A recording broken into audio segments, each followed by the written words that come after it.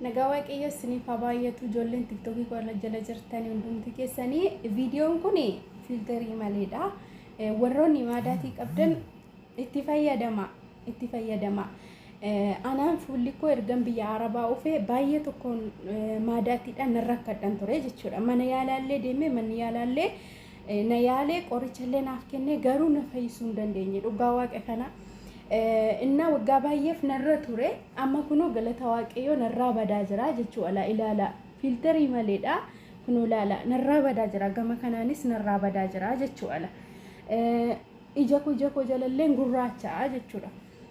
Kanaaf maal isiniin jechuun barbaade kana beektu miti talbaadha kuni. Talbaa kana jechuudha bishaanitti naqeen maankaa tokko fuudheen nan danfisaa bishaan isaa xiqqeessaati jechuudha. Hindefistu gaafa defistan akka kireemii ta'a jechuudha. Gaafa akka kireemii ta'u keessaa calaltanii qodaatti kaawwattanii ija isaa gattanii isa calalta sana immoo yeroo inni qabbanaa'u firiijii keessuu jechuudha. Kazaan galgala gisee hojii keessan fixanii kutaa keessan galtan galgala dibadhaati sa'aatii tokko ofirra kaa'atii sa'aatii tokko booddee dhiqaa.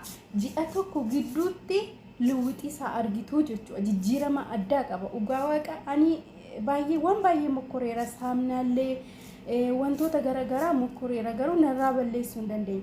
Kana garuu ji'a tokko gidduutti narraati balleessaa jira waan ta'eef fayyadama warroonni akka koo maadaatii rakkattan fayyadamaatii isin gargaaruu danda'a. Dhugaa waaqaadha.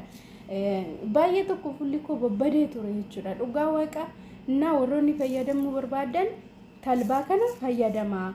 Talbaa galgala dibadhaati jechuudha. Akkuma isiniin jedhe danfisaa dibadhaati sa'aatii tokko sa'aatii lama ofirra kaa'aa dhiqadhaa rakkoon qabu. Innaa kanadhaa itti fayyadama. Yoo yaa argafuun hordoftoonni